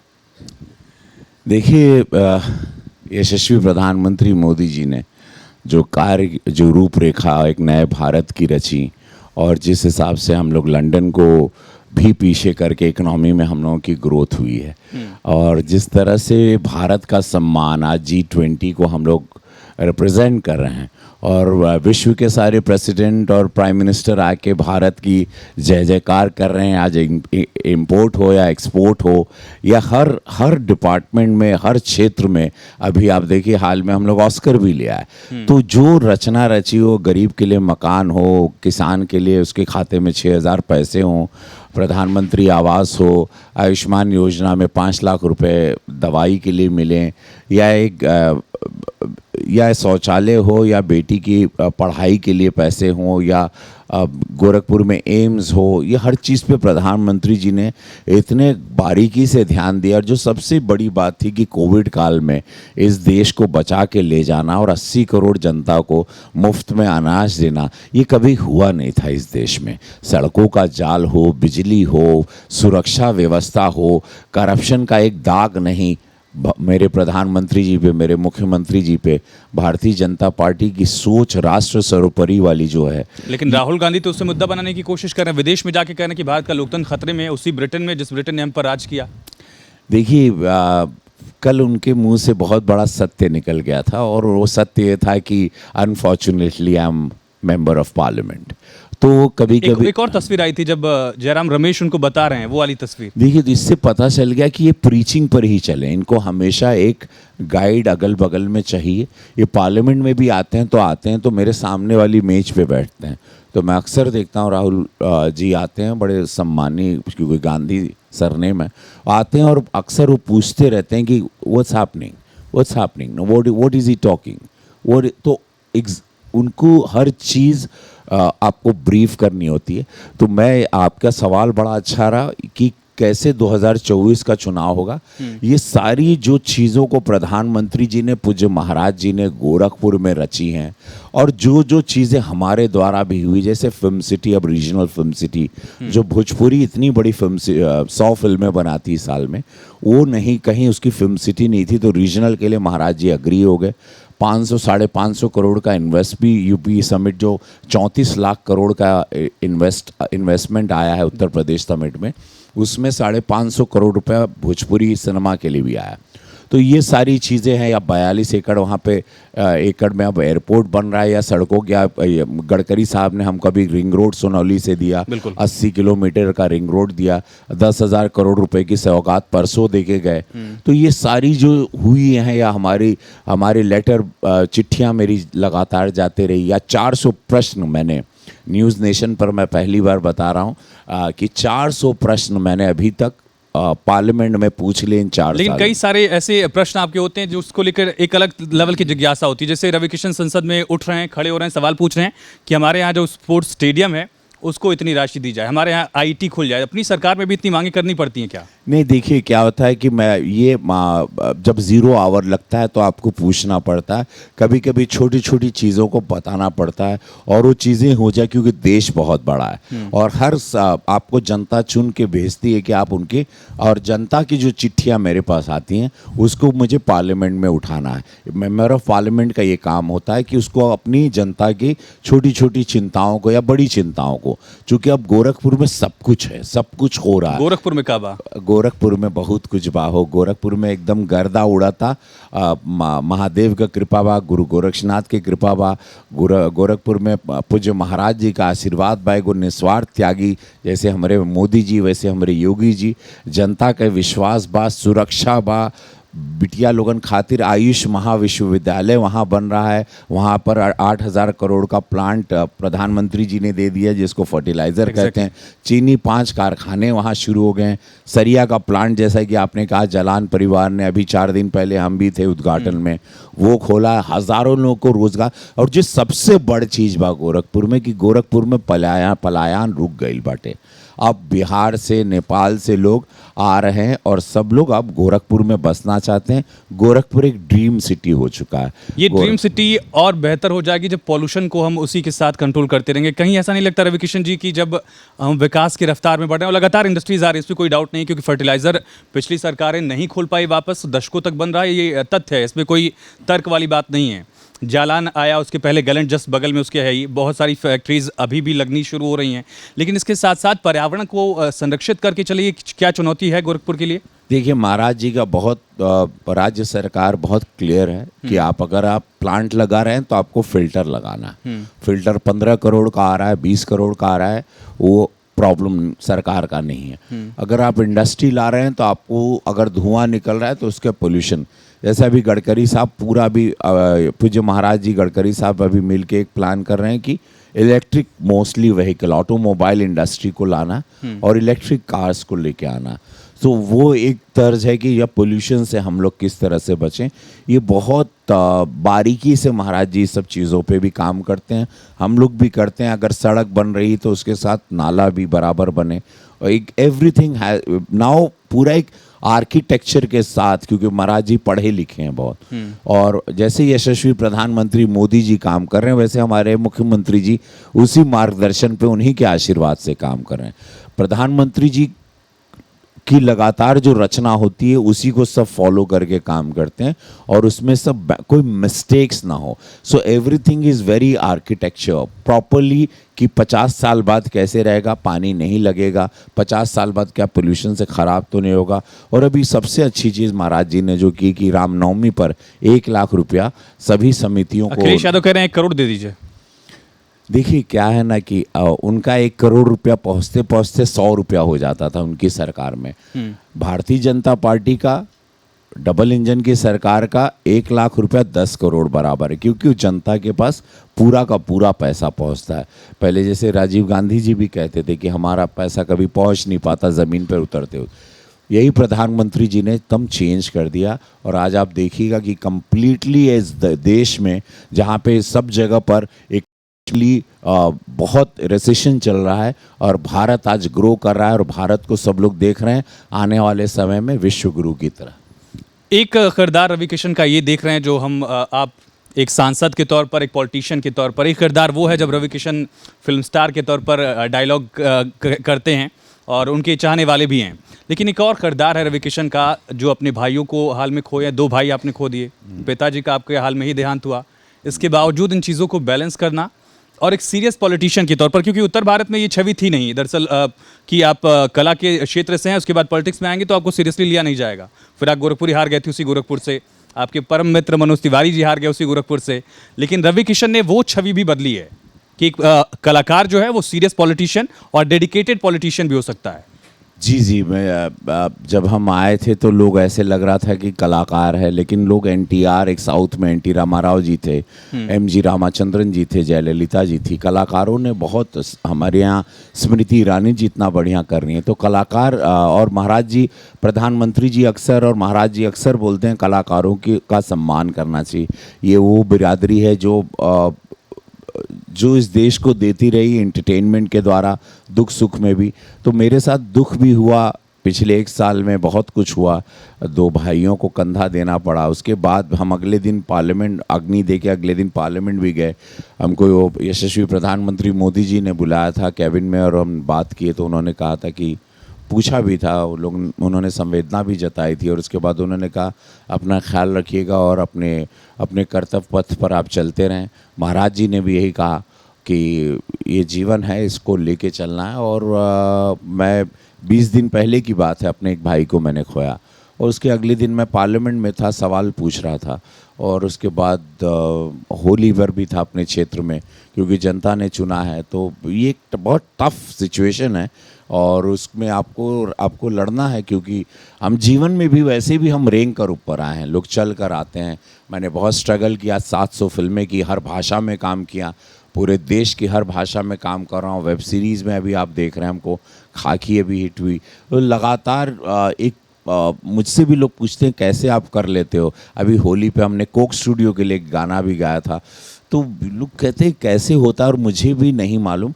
शिव की कृपा है मुझ पे, मैं महादेव का भक्त हूँ, और इसीलिए मैं कहता हूँ हमेशा कि नमः पार्वती पते हर हर महादेव। दोनों हाथ आप लोग उठा लीजिए, नमः पार्वती पते हर हर महादेव। दे। तो ये क्षमता है रवि किशन की, वो पूरी पब्लिक को एक साथ जोड़ लेते हैं और इसी वजह से वोट उनको पड़े। लेकिन एक बार फिर से वोट वाला एग्जाम आपका होने वाला है। लेकिन रवि किशन जी, आपने कहा कि आपने अभी कोक स्टूडियो के लिए गाना गाया, गानों को लेकर भी थोड़े सवाल उठ जा रहे हैं। यूपी में काबा को लेकर एफआईआर हुई, वहां पर एक सदन में भी मुख्यमंत्री और अखिलेश यादव के बीच इसको लेकर थोड़ी चर्चा हुई। क्या लगता है, कलाकार अगर कोई गाना लिखता है, चाहे वो उसको आप पक्ष कह लीजिए, विपक्ष कह लीजिए, चाहे वो सवाल हो या तारीफ हो, उस पर एफआईआर कितनी लाजमी या कितना गलत? देखिए, यूपी में सब्बा मैंने गाया था, फिर यूपी में काबा हो गया। उसके बावजूद जब आपके पास जैसे राहुल गांधी जी अभी सदन में आके पार्लियामेंट में कुछ भी सवाल, देखिए अब सवाल करिए, आप गाने बनाइए, लेकिन आपके पास सर पैर उसका तथ्य आधार होना चाहिए। आप चुनी हुई सरकार को, जनता चुनी है, प्रधानमंत्री मोदी जी को करोड़ों करोड़ों वोट्स गिरते हैं, हर राज्य में गिरते हैं। उनकी फॉलोइंग पूरे देश में, पूरे विश्व में, उनको विश्व का नंबर 1 लीडर बोलते हैं। आप उनको, चलो डेमोक्रेसी के बहाने आप कुछ भी अटैक बार बार नहीं कर सकते, अटैक कर रहे हैं आप, तो आपको तथ्य देना होगा, क्योंकि आप जनता के विश्वास पे अटैक कर रहे हैं, तो आपको बताना पड़ेगा और आप गलतियों को अपने दोबारा रिपीट कर रहे हैं। तो ये चीज़ें, या आप गाना बनाइए, आपके पास आधार, आप ऐसे ही नाम नहीं ले सकते। खैर राहुल जी भी वही किए, विदेश में जाके देश की विदेशी ताकतों से देश के बारे में सपोर्ट मांग रहे हैं कि यहाँ पर उनको बोलने नहीं दिया जाता, जबकि मैं देखता हूँ पार्लियामेंट में वो आते ही नहीं, पार्लियामेंट में आते ही नहीं, तो आप बोलेंगे कैसे? आपके लोग वहाँ होटिंग करते रहते हैं, प्ले कार्ड दिखाते रहते हैं, आप लोगों को 1 घंटा मिलता है अपोजिशन का, और वो नॉर्मल सांसद है, बट वो कैसे बिहेव कर रहे हैं, ना वो सदन के नेता हैं, ना अपनी पार्टी के अध्यक्ष हैं, उसके बावजूद इनकी ऐसी हरकतें, ये हरकत तो माफ़ी के काबिल नहीं है। जहाँ पर अब भारतीय जनता पार्टी ने भी स्टैंड लिया है कि जब तक वो सदन में माफ़ी देश से नहीं मांगेंगे, वो हम लोग सदन को इसी तरह उनको बार बार उनको बुला के माफ़ी मांगने के लिए मजबूर करेंगे। आज भी आए थे 1 मिनट के लिए, हंस रहे थे, और आज भी उन्होंने माफ़ी नहीं मांगी। वो यूपी में भी आने वाले हैं वापस, अमेठी हार गए, लेकिन वापस से शायद रायबरेली में राहुल गांधी लड़ सकते हैं और अमेठी से प्रियंका गांधी लड़ सकती हैं। देखिए, वो डेमोक्रेसी है, सबको लड़ना चाहिए, कोई किसी की रोक नहीं, कोई कहीं से भी लड़ सकता है। प्रियंका गांधी लड़ेंगी, फर्क पड़ेगा आपके लिए, आपकी पार्टी के लिए? देखिए, विकास इतना बड़ा हो चुका है, विराट हो चुका है, सत्य इतना बड़ा हो चुका है कि अब झूठ की कोई जगह नहीं। इतना 70-60 साल इनको मौका मिला था, देश ने देख लिया। 8 साल में प्रधानमंत्री मोदी जी ने, महाराज जी ने देख लिया कि 2017 से मुख्यमंत्री बने, उन्होंने क्या किया। तो जनता के सामने अब जनता अपने भविष्य को खोना नहीं चाहती। जनता माफिया चलाने वाले या माफिया राज्य को चलाएं या जिले को चलाएं, ऐसी पार्टी को लोग नहीं वोट नहीं करेंगे। आई एम वेरी श्योर जनता जाग गई, युवा जाग चुके हैं। युवा हमेशा अब पूरा क्लियर है, युवा एजुकेशन देख रहा है, युवा जॉब देख रहा है, युवा अपनी बहन के लिए, माँ के लिए, बेटियों के लिए सुरक्षा देख रहा है, व्यवस्था देख रहा है। अब वो गलती कभी नहीं होगी। मैं इन सब की जमानत जब्त होते हुए देख रहा हूँ। एक चुनौती नहीं रहती होगी, क्योंकि मुख्यमंत्री खुद अपने क्षेत्र को लेकर बहुत ज़्यादा डेडिकेटेड रहते हैं। वक्त वक्त पर वो गोरखपुर आते हैं, कोई अभी नवरात्रि का त्यौहार आएगा, कन्या पूजन वही करेंगे वो। तो वो मुख्यमंत्री का अपने क्षेत्र के लिए काम, और फिर उसका कंपैरिजन रवि किशन के काम से, तो क्या वो एक प्लस पॉइंट रहता है, चैलेंज हो जाता है आपके लिए? नहीं, महाराज जी देखिए, वो हमारे नेता हैं, जैसे यशस्वी प्रधानमंत्री मोदी जी को महाराज जी देखते हैं, उसी तरह मैं अपने दोनों नेताओं को उस तरह से देखता हूँ। मैं वहाँ पर खड़ाऊ रख के सेवा कर रहा हूँ। देखिए, हमको जनता ने वहाँ सेवा करने चुना है, मैं उनकी बातें रखता हूँ। मैं जहाँ जहाँ महाराज जी नहीं पहुँच पाते, वहाँ उस क्षेत्र में मैं चला जाता हूँ। तो हम दोनों, मेरी जगह पे महाराज जी बहुत जगह हमको संभाल लेते हैं, तो महाराज जी जहाँ नहीं जा पाते, तो ऐसे बहुत आशीर्वाद उनका बहुत बड़ा है मुझ पर। गोरखपुर के लिए आगे क्या विजन है, क्योंकि जैसे जैसे काम होते जाता है वैसे वैसे जनता की अपेक्षाएं बढ़ती जाती है। आपने खुद कहा कि पहले पलायन हुआ करता था, अब लोग यहाँ पर आकर बस रहे हैं और इंडस्ट्री से लोग काम कर रहे हैं। आगे क्या प्लान है, चाहे एयरपोर्ट की बात की जाए, आईटी की बात आप लगातार उठा ही रहे हैं। आईटी की बात है, वहाँ पर बहुत सा IIM सोच रहे हैं, वहाँ पे एयरपोर्ट 42 एकड़ में बनने जा रहा है। मिनी मेट्रो भी शुरू हो रहा है, फिल्म सिटी शुरू होगा, अशफाकुल्ला पार्क वहाँ पे ऑलरेडी है। वाटर स्पोर्ट्स में हम लोग बहुत सारी चीज़ों का, अभी क्रूज आ रहा है जो कि देखने जैसा बहुत शानदार। रामगढ़ झील जो है उसके आसपास का एरिया सुनने में आ रहा है कि डेवलप होगा। और हाँ, उसको पूरा महाराज जी चाह रहे हो पेरिस और इटली के तर्ज पर पूरे सारे ब्रांड्स वर्ल्ड के वहाँ पर हो, और जितने भी कैफेटेरिया से लेके वहाँ चूँकि सैटरडे संडे कल सैटरडे होगा, 20-30 हज़ार 10 हज़ार क्राउड आता है। छुट्टियों के दिन पर वहाँ 31 के दिन 1 लाख लोग आते हैं उसी रामगढ़ झील पे। उसको पूरा एक सुंदर वाटर शो भी वहाँ लगातार चल रहा है। वाटर शो चल रहा है डिजिटल। अब वहाँ पे 82 फीट का वाटर शो होगा, 126 फीट का तिरंगा वहाँ लगा हुआ है। वहीं पर उस तिरंगे के नीचे ही मेरा घर है, वहाँ मैं वहीं रहता हूँ आजकल। सर्किट हाउस के पास में ही आगे बस सर्किट हाउस के एंड में। इसके अलावा रविकिशन जी, बात हो रही है उत्तर प्रदेश में विकास की, ग्लोबल इन्वेस्टर समिट की बात हो रही थी। उस वक्त एक और नई बहस छिड़ गई। वो बहस धर्म से जुड़ी हुई थी। समाजवादी पार्टी के नेता उठा रहे थे रामचरितमानस को लेकर बहस। कल फिर से अखिलेश यादव ने बयान दिया कि लड़ाई तो 5000 वर्षों की है। कौन सी लड़ाई ये 5000 वर्षों की है जिसको चंद्रशेखर नहीं समझ पाए, लोहिया नहीं समझ पाए, मधु लिमई नहीं समझ पाए, ये मुलायम सिंह यादव नहीं समझ पाए, इतने बड़े बड़े समाजवादी जो नहीं समझ पाए, वो अखिलेश यादव क्या समझाने की कोशिश कर रहे हैं? देखिए, जब आपका दिमाग खाली हो जाता है, जब आपको राजनीति का, ये लोग राजकुमार लोग रहे हैं, ये लोगों ने गरीबी देखी नहीं, ये लोगों ने भूखमरी देखी नहीं, ये लोगों ने कभी धूप में स्ट्रगल नहीं किया, ये लोगों ने कभी ज़िंदगी या अपने माँ की साड़ी खरीदने के लिए नई, या दिवाली के लिए अपने पिताजी के लिए धोती खरीदने के लिए लड़ाई नहीं लड़ी पैसे कमाने के लिए। तो इनको दुख पता नहीं। जब गरीबी आप क्या आपका ये दर्द झलक रहा है कि पिता के लिए करना या माँ के लिए करना? ये अखिलेश यादव पर आप तो सवाल उठा ही रहे हैं, लेकिन क्या आपका अपनी कुछ मेरी ये ऑफकोर्स ये मेरे प्रधानमंत्री जी पर ये कहानी जाती है, मेरे मुख्यमंत्री योगी जी पे जाती है। तो जो भी आदमी दुख देख के आता है दूसरे के दुख को समझता है, इनको पता ही नहीं। अब इन्होंने जो मैं बताना चाह रहा हूँ कि भारतीय जनता पार्टी ने जैसा विकास की पूरा जाल बिछा दिया पूरे देश में, वो जम्मू कश्मीर में हो जहाँ लोगों ने पत्थर बंदूक उठाना छोड़ दिया, लड़कों ने वहाँ पर, क्योंकि वहाँ इतना विकास हो रहा है। वहाँ देखिए कोई पत्थर और बंदूक नहीं उठा रहा है वहाँ के बच्चे, वहाँ क्योंकि इतने टूरिज्म बढ़ गया। या बाबा विश्वनाथ का कॉरिडोर है, हर जगह पे अगर मेडिकल बन रहा है, एम्स बन रहा है। अब क्या करें, तो इन लोगों ने बहुत एक ओछी राजनीति इसको कहते हैं, और रामचरितमानस को जो हमारे 100 करोड़ के हिंदुओं की विचारधारा के साथ मिलते हैं, हमारी सनातनी विचारधारा है, हमारी संस्कृति है, अब उसको आप छेड़ रहे हैं कि रामचरितमानस लिया है। जब इसको कहते हैं आप दिमाग से खाली हो चुके हो, अब आपके पास कुछ बचा ही नहीं है, आप हार चुके हो। आप 24 में दोबारा हार देख रहे हो, आप 29 में हार देख रहे हो, आप 15-20 साल तक आपको जनता अब नकारती हुई दिखाई दे रही है। तो इसको कहते हैं सबसे ओछी राजनीति। इनके जो एडवाइज़र हैं वो भी मुझे कुछ पागल टाइप के लगते हैं। ये लोग किस तरह से बुद्धि चला रहे हैं। अब ये भगवान और रामचरितमानस, जहाँ पर प्रधानमंत्री जी ने इतनी लंबी विकास की लकीर खींच दी है कि लोगों को सोचना चाहिए कि उसके आगे क्या सोचें, बुद्धि उसमें लगानी चाहिए। ये ओछी राजनीति पे और जनता की नज़र में ये लोग गिरते जा रहे हैं। वो तो कह रहे हैं कि मैनपुरी मॉडल जो है गुजरात मॉडल को चुनौती देगा। नहीं, देखिए ये उनका बोलना है भाई। एक दिन देखिए 4 घंटे के टीवी के हेडलाइन के लिए इनके एडवाइज़र इनको बोलते हैं आज ये बोल दीजिएगा, 4 घंटे आपकी पट्टी चलेगी। ये पट्टी चलाने की लड़ाई इन लोगों की चल रही है। जब राजनीति ख़त्म हो जाती है, पता है कि 24 कैसे जीतेंगे, 24 में 2-4 सीट जो 5 सीट उनके पास है वो भी अब हार जाएंगे। तो अब क्या होगा? तो ये सब खौफ में, डर में आदमी कुछ भी, जैसे कल ही राहुल जी ने कह दिया कि unfortunately I am a member of parliament. ये वर्ड कौन यूज़ करता है? और वो उनके मुंह से निकल गया कि उनको ज़बरदस्ती बनाया गया और आप लोगों के लिए दया, मतलब मैं बोझा हूँ आप लोगों के लिए।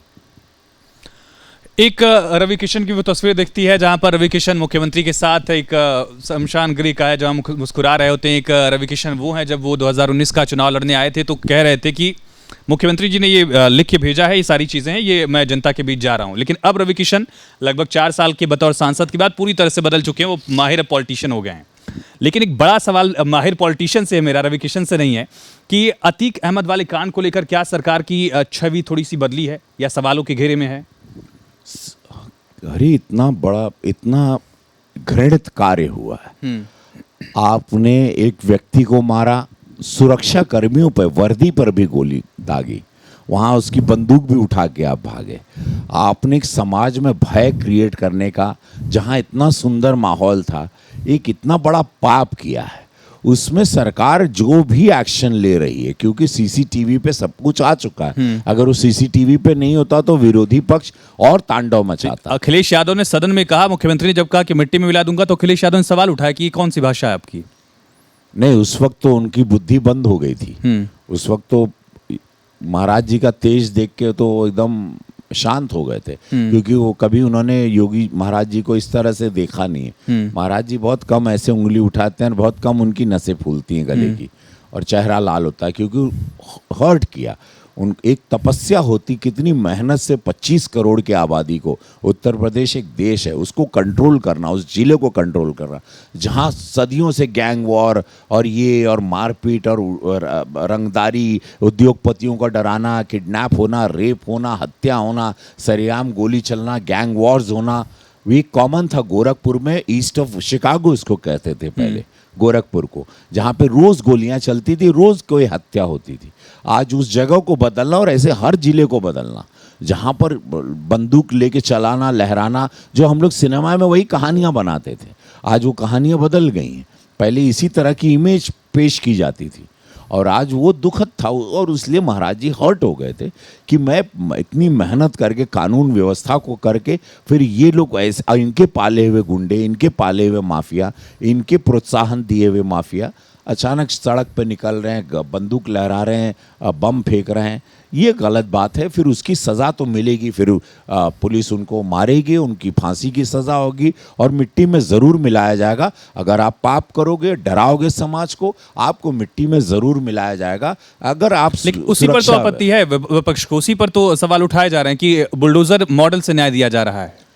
देखिए, सुरक्षा व्यवस्था, समाज को डराओगे, बच्चों को डराओगे, बेटियों को डराओगे, अच्छी सोसाइटी को डराओगे, लोग बच्चे पढ़ रहे हैं उनके मन में कोई खौफ पैदा करोगे, गंदे विजुअल्स टीवी पर दिखाओगे, आपको सज़ा मिलेगी उसकी। वापस आते हैं आपके अपने क्षेत्र पर, गोरखपुर के ईस्ट जेरूसलम की तरह एक देखा जाता है गोरखपुर की छवि। बगल में मगहर है, कबीर जी वहाँ पर सोए हुए हैं, महायोगी गुरु गोरक्षनाथ हमारे शहर में, आपके शहर में सोए हुए हैं, और बगल में महापरिनिर्वाण स्थली है कुशीनगर में भगवान बुद्ध की। एक टूरिज्म सर्किट की बात भी लगातार सरकार के प्लान में थी, वो कहाँ तक इम्प्लीमेंट हो पाया? 80 करोड़ का सोनौली का जो रिंग रोड है, ये पूरा जो 10,000 करोड़ का परसों गडकरी साहब दे के गए सौगात, वो सारी कनेक्टिविटी को जोड़ा जाएगा। तो उस सारी व्यवस्था, आप गोरखपुर उतरेंगे, कुशीनगर इंटरनेशनल एयरपोर्ट वहाँ शुरू हो गया, अब गोरखपुर इंटरनेशनल एयरपोर्ट शुरू हो जाएगा, highway connectivity expressway, Yamuna expressway से मिल जाएगी, रिंग रोड जो डायरेक्ट नेपाल से लोग आएंगे और घूमते हुए कुशीनगर, सबको दूरी 45 मिनट, 40 मिनट, 35 मिनट, आप बाकायदा ऐसी कनेक्टिविटी कर रहे हैं, पूरा जाल बिछा दे रहे हैं कि आप कहीं पे भी जाना, आप डायरेक्ट एक्सप्रेसवे पे जाएं, 6 लेन पे जाएं, 4 लेन पे ही चल रहे हैं आजकल सब जगह, 6 लेन, 4 लेन, 2 लेन्स इस तरह, और कंक्रीट सीसी रोड है। तो एक अद्भुत होगा, 2-2.5 घंटे में आप 3 घंटे में, 2.5 घंटे में आप लखनऊ पहुंच जाएंगे। अभी उस तरह से भी तैयारी, वो भी एक्सप्रेसवे तैयार हो गया, उसको खाली कनेक्ट कर रहे हैं, तो 3.5 घंटे में आप गोरखपुर से लखनऊ बाय रोड बड़ा कंफर्टेबली जाएंगे। इस तरह से पूरी प्लानिंग हो गई। इंफ्रास्ट्रक्चर डेवलपमेंट में क्या तस्वीर बदली है पिछले 4 साल में आपके सांसद रहते हैं? देखिए, हमारे सांसद रहते हुए पहले वहाँ पर 2,000 रुपया स्क्वायर फीट ज़मीन का रेट था, अब 12,000 रुपया हो गया। रामगढ़ झील के पास लोग 14,000 रुपया भी मांग रहे हैं।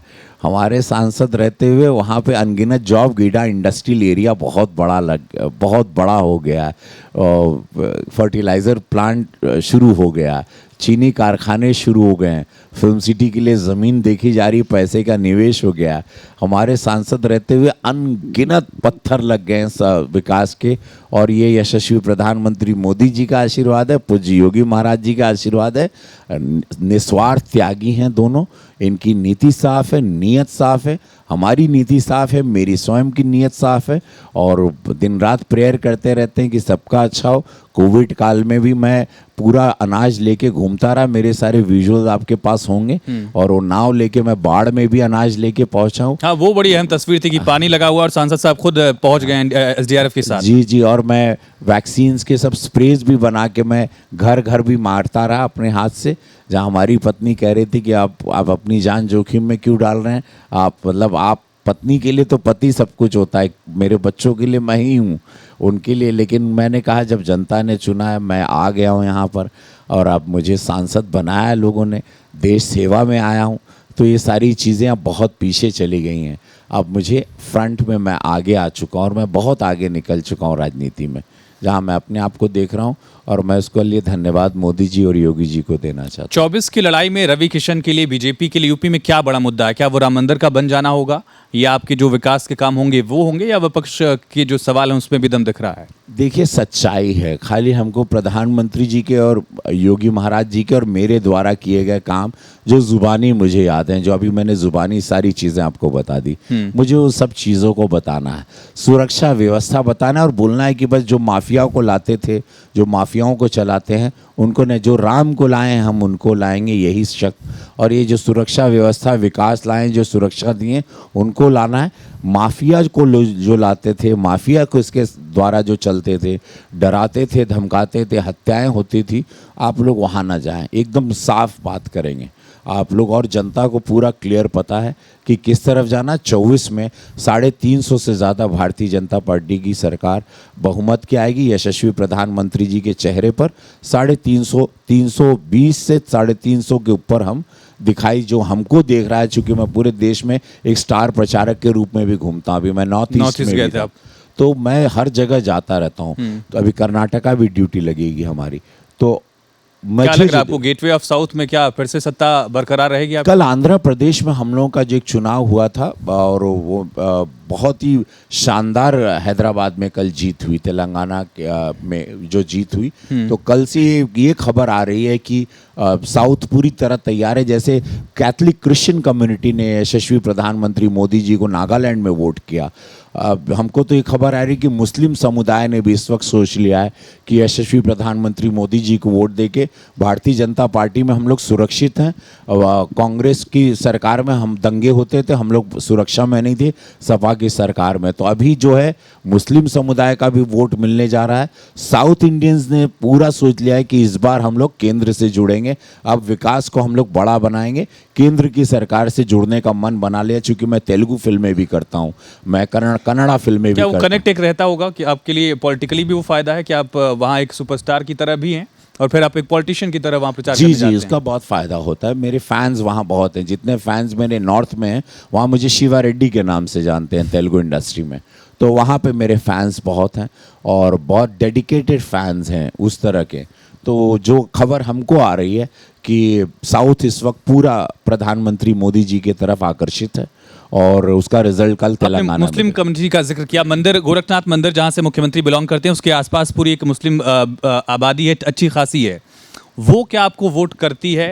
19 में किया, क्या 24 में करेगी? और अगर उनको आपको अपने पाले में लाना है तो क्या बातें, क्या मुद्दे लेकर जाते हैं? देखिए, हमको 7.5 लाख वोट मिले थे। आप गोरखपुर से हैं, आपको सब पता है। अगर हम कुछ भी गलत बोलेंगे, आप वहीं के बाशिंदे हैं, आपको सब पता चल जाएगा।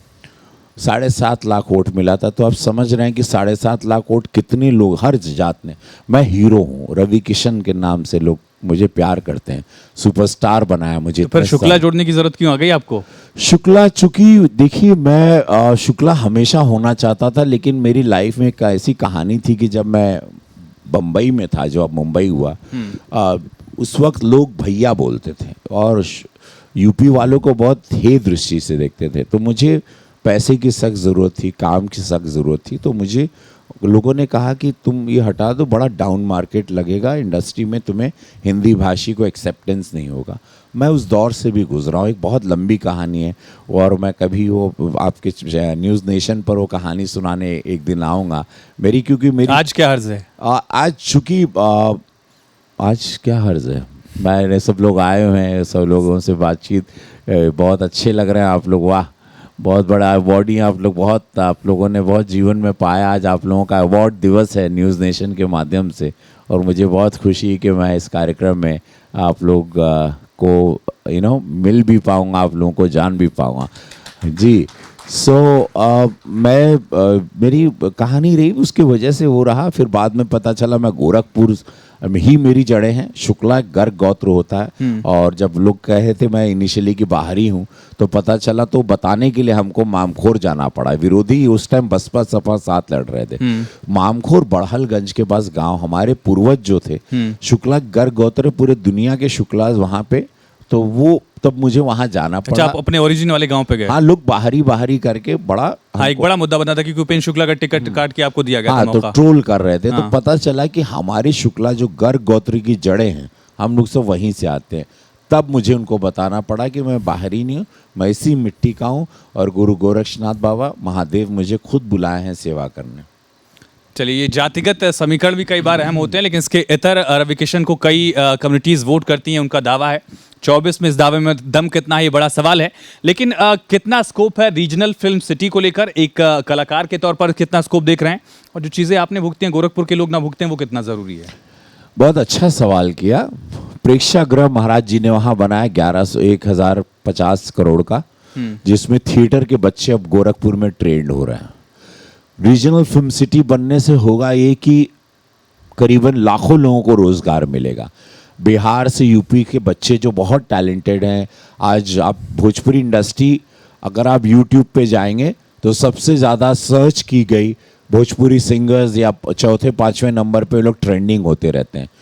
25 करोड़ लोग भोजपुरी बोलते हैं, समझते हैं। बहुत बड़ा समाज है भोजपुरी जो हम लोग बोलते हैं। तो ये इंडस्ट्री लग जाने से एक तो अच्छी फिल्में बनेगी,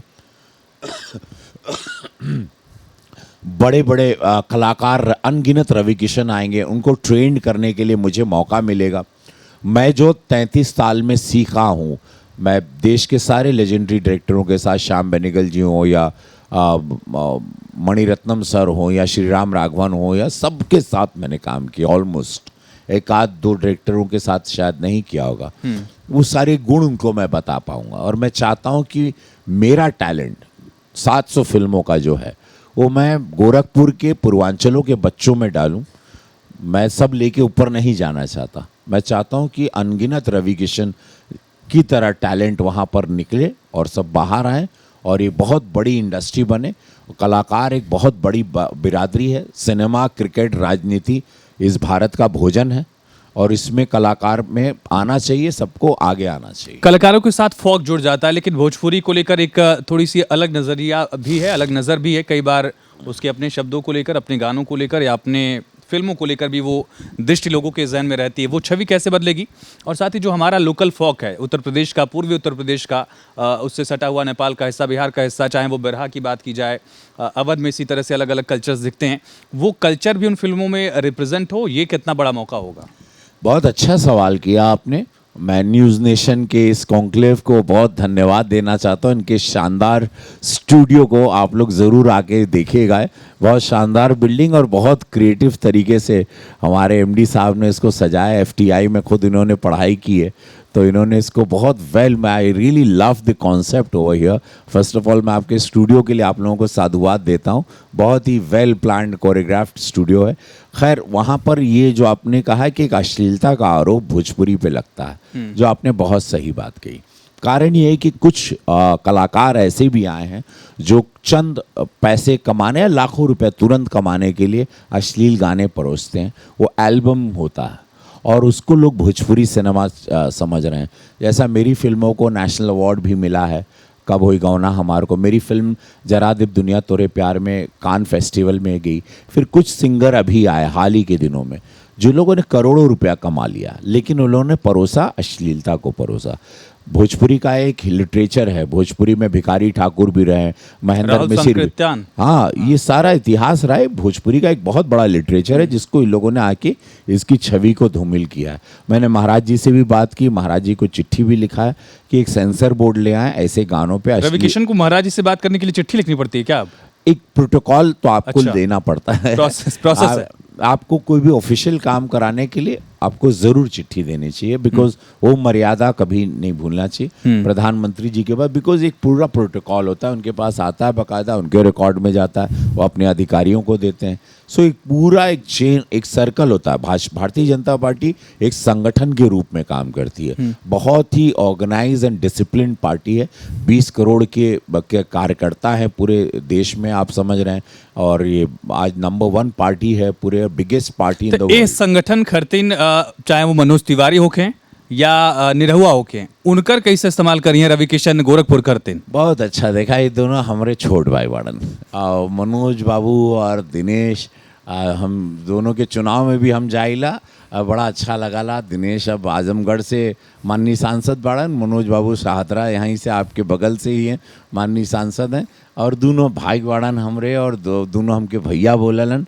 और हमेशा मनोज तिवारी भैया बोले हैं का? हाँ, उनके बोले के पड़ी, हम भैया है ही उनके, तो भैया के भैया ना बोलिए वहाँ भी गुंडा वाला रोल दिखा देला। नहीं नहीं नहीं, वो पूरा भैया है ही। हम देखा का हो कि एक जैसे हम महाराज जी को महाराज जी बोलते हैं, तो सीनियर को हमेशा सम्मान करना चाहिए।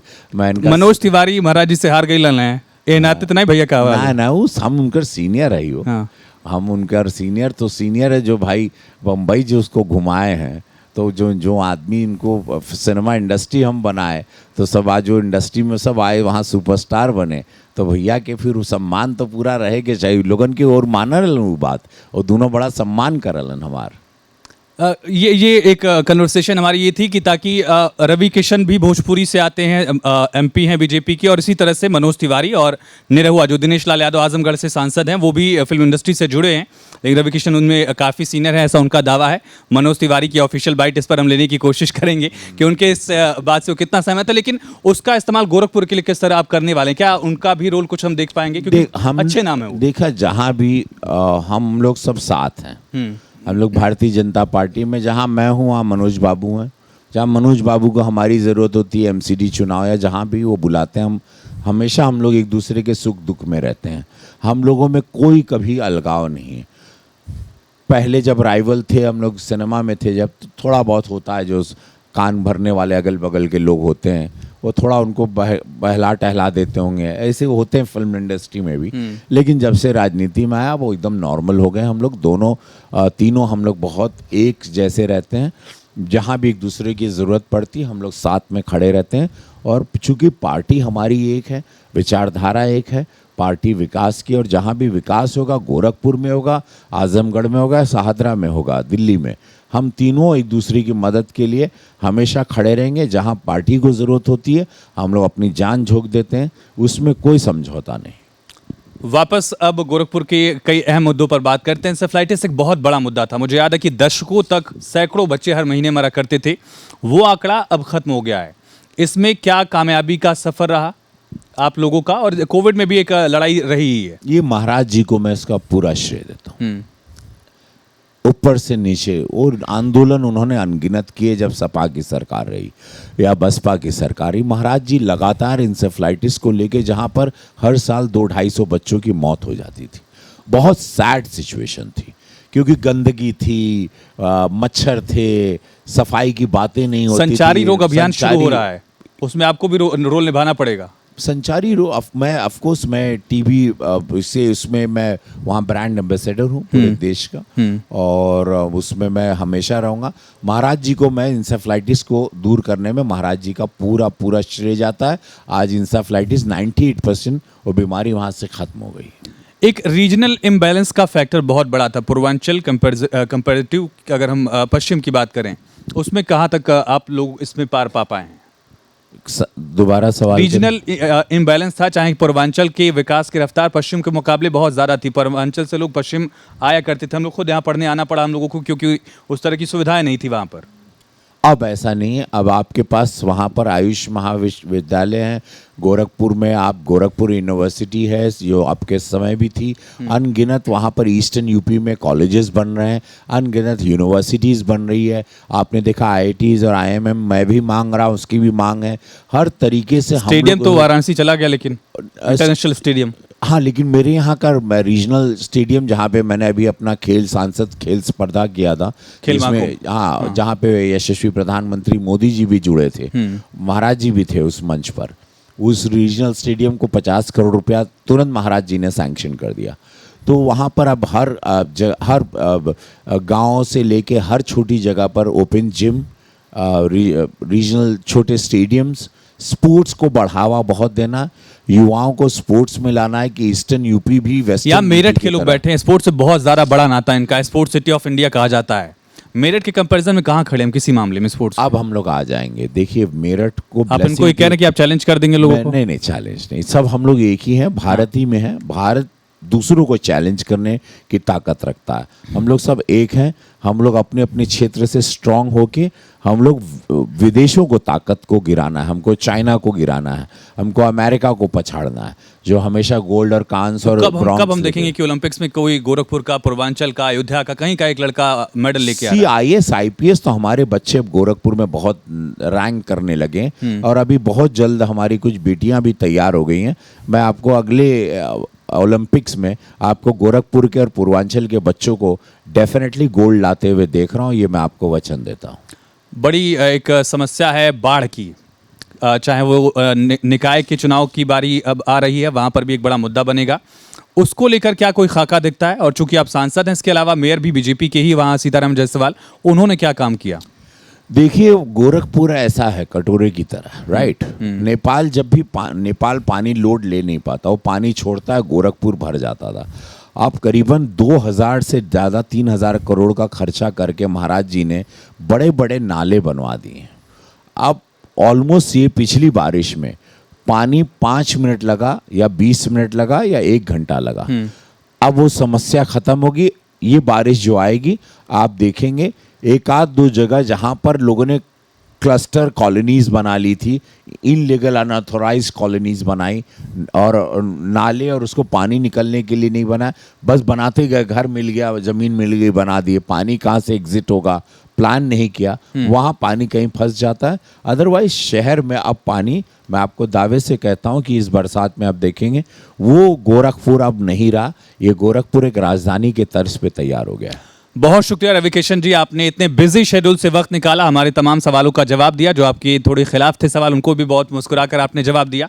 आपको बहुत शुभकामनाएं आपके भविष्य के लिए, आने वाले इस वर्ष के लिए, और आपका ये सफर इसी तरह से चलता रहे। एक बार फिर से जोरदार तालियों के साथ रविकिशन जी का हम शुक्रिया करेंगे। धन्यवाद न्यूज़ स्टेट उत्तर प्रदेश, आप न्यूज़ नेशन ने हमको यहाँ बुलाया, बहुत शानदार मुझे यहाँ लगा। और मैं यहाँ पहली बार आया हूँ आपके स्टूडियो में, बट आके दिल खुश हो गया और आपके सवाल मुझे बहुत अच्छे लगे। आपको बहुत साधुवाद, आप बहुत बड़े जर्नलिस्ट और बनते जाएं, अभी तो आप बहुत छोटे हैं, बट गॉड ब्लेस। चलिए, बहुत शुक्रिया आपका। ये छोटा वाला तारीफ जो है, उम्मीद है बहुत जल्द मैं बदलूंगा आपकी नज़र में भी। Puja, over to you.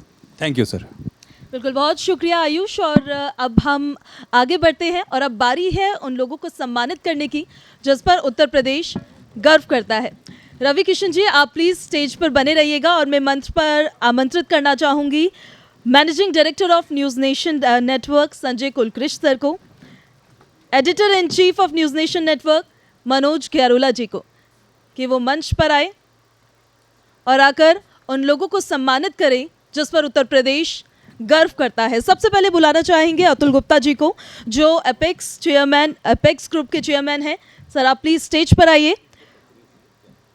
जी, आप प्लीज़ स्टेज पर आइए। रियल स्टेट को में एक बड़ा नाम आपका है, सबके लिए एक प्रेरणा है और उनकी तरफ से उनके प्रतिनिधि आए हैं और सबको घर मिले, उनका ये इरादा है। बिल्कुल, ये वो शख्सियतें हैं जिन्होंने मेरठ को मेरठ बनाने में अपनी भूमिका निभाई है, जिनकी वजह से मेरठ की पहचान बनी है। तो अपने शहर के लिए, अपने शहर के लोगों के लिए, अपने शहर की शख्सियतों के लिए ताली बजाइए। और ये वो शख्सियतें हैं जिन्होंने अपनी कोशिश से कामयाबी का एक ओहदा पाया है, दूसरे लोगों के लिए भी ये लोग नज़ीर बन रहे हैं। और अब मंच पर आमंत्रित करना चाहेंगे हम रविंद्र पाल सिंह जी को, जो विजन विद्यापीठ के चेयरमैन है। एजुकेशन सेक्टर से आप आते हैं, मेरठ से, किस तरीके से मेरठ में एजुकेशन सेक्टर वर्क कर रहा है और उनकी भूमिका क्या रही है? सर, प्लीज मंच पर आइए। तो शिक्षा अपने आप में एक साधना भी है और उस क्षेत्र में आगे बढ़ना अपने आप में एक अच्छा मुकाम। जोरदार तालियों के साथ स्वागत करिए, शुभकामनाएं दीजिए। अब हम मंच पर आमंत्रित करना चाहेंगे सुनील वाधवा जी को, जो कैंट बोर्ड के एक्स वाइस चेयरमैन हैं और एक सोशल वर्कर है, समाज में अपनी भूमिका निभा रहे हैं। कोविड काल में भी लोगों की काफी मदद उन्होंने की। तो मेरठ कैंट बोर्ड से अपने राजनीतिक सफर की शुरुआत करने वाले सुनील वाधवा जी, लालकोट इलाके में रहने वाले सुनील वाधवा ने सियासत में कदम रखने के साथ ही समाज सेवा के क्षेत्र में बेहतर काम किया है और इसी वजह से उनकी लगातार तारीफ भी होती रही। सुनील जी, बहुत शुक्रिया। बिल्कुल, इंडस्ट्रियल सेक्टर से ही हमारे अगले जो यहाँ पर मेहमान मौजूद हैं उनको हम बुलाना चाहेंगे। फर्टिलाइजर बिजनेस उनका है। हम मंच पर आमंत्रित करना चाहेंगे समीर कोहली जी को, जो सत्येंद्र सिंह ट्रांसपोर्ट के डायरेक्टर है और सोशल वर्कर है। ट्रांसपोर्ट बिजनेस से फर्टिलाइजर बिजनेस तक का रुख करना अपने आप में उनका एक सफर रहा है जो बेहद ही प्रेरणादायी है। तो 1980 से लगातार इस क्षेत्र में काम कर रहे हैं, पिता के साथ कंधे से कंधा मिलाकर काम किया और अब अपने अनुभव को औरों के साथ साझा कर रहे हैं। बिल्कुल, अमरजीत चिंत्योटी जी प्लीज आप मंच पर आइए, जो प्रेसिडेंट है Meerut zone UP motor transport and association के, एक बिजनेसमैन है, उसके साथ साथ समाज में अपनी भूमिका निभा रहे हैं, सोशल वर्कर है। 26 जनवरी को बर्थडे पड़ता और इसी तरह से क्रांतिकारी शख्सियत भी इनकी है। अपनी मेहनत और लगन के बल पर अपने बिजनेस को काफी आगे बढ़ाया आपने। बिल्कुल, अब बारी है chartered accountant and social worker Mayank Chauhan ji की। सीए से लेकर सोशल वर्क तक मायरा फाउंडेशन, जिसमें जो बच्चियां होती है, गरीब बच्चियां होती है, किस तरीके से उनको शिक्षा का अधिकार मिले, उनके लिए वो काम करते हुए काफी वक्त से नजर आ रहे हैं। बिल्कुल, मयंक जी एनजीओ बनाकर गरीब बच्चों की मदद कर रहे हैं, उनकी पढ़ाई में अपना योगदान दे रहे हैं। बहुत शुक्रिया मयंक जी। मरगूब त्यागी जी, जो सामिया इंटरनेशनल बिल्डर्स लिमिटेड के एजीएम हैं, आप प्लीज मंच पर आए। बिल्कुल, मरगूब जी के लिए जोरदार तालियां। एक लंबा सफर है और एक बेहतर बुनियाद के बलबूते पर उन्होंने एक कामयाबी का मुकाम छुआ है। मरगूब जी के लिए जोरदार तालियां। बिल्कुल, अग्रिमा वाधवा जी को मंच पर आमंत्रित करना चाहेंगे, जो एस्ट्रोलॉजर है, जो न्यूमरोलॉजिस्ट है और टैरो कार्ड रीडर है, एक ग्राफोलॉजिस्ट भी है, प्रोफेशनल ज्योतिष है, जो आपका अगला पिछला सब बता सकती है। सिर्फ हैंडराइटिंग को देखकर वो आपका अगला और पिछला बता देते हैं। तो रवि किशन जी का भविष्य कैसा होगा ये बताया रही है शायद। मिथिलेश शर्मा जी, आप प्लीज मंच पर आइए, जो सोशल वर्कर भी है और लीडिंग बिजनेस भी है। खाने के दीवाने इनके सभी लोग हैं। नेशनल पार्क से कैंटीन की शुरुआत की और यहाँ तक का सफर अपने आप में इनका बहुत दिलचस्प रहा। पूजा, बहुत तारीफ इनकी हो रही है। सुना है कि शायद राष्ट्रपति जी भी कभी इनके यहाँ खाना खाने आ चुके हैं और इनकी मिठाइयों के दीवाने राष्ट्रपति से लेकर प्रधानमंत्री तक रहे हैं। बिल्कुल, इनकी मिठाई की जो मिठास है उसका एक अलग ही अंदाज है और एक अलग ही स्वाद है। अब मंच पर आमंत्रित करना चाहेंगे गाजियाबाद से महामंत्री प्रदीप कुमार राणा जी को, जो विक्रेता समिति के महामंत्री है, सोशल वर्कर है, समाज में अपनी भूमिका निभा रहे हैं और लोगों की मदद करते हुए नजर आ रहे हैं। तो जोरदार तालियां राणा साहब के लिए, और लगातार उनकी कोशिश कामयाब हो रही है। रवि किशन जी भी ने शुभकामनाएं दी उन्हें। जी, अब मंच पर आमंत्रित करना चाहेंगे हम रविंद्र त्यागी जी को, जो वेटरन क्रिकेट एसोसिएशन ऑफ उत्तर प्रदेश के उपाध्यक्ष अभी है। 20 सालों से ये उत्तर प्रदेश के अध्यक्ष रहे हैं और इस वक्त पर राष्ट्रीय स्तर पर उपाध्यक्ष हैं। निशुल्क हॉकी एकेडमी चलाते हैं। 20 ऐसे प्लेयर्स हैं जो अलग अलग लेवल पर रिप्रेजेंट कर चुके हैं स्टेट को। अलग अलग प्लेयर्स जो हैं वो आगे भी बढ़ रहे हैं। अच्छी बात यह है कि राष्ट्रीय खेल जो हमारा है हॉकी, उसमें इनका बड़ा योगदान है।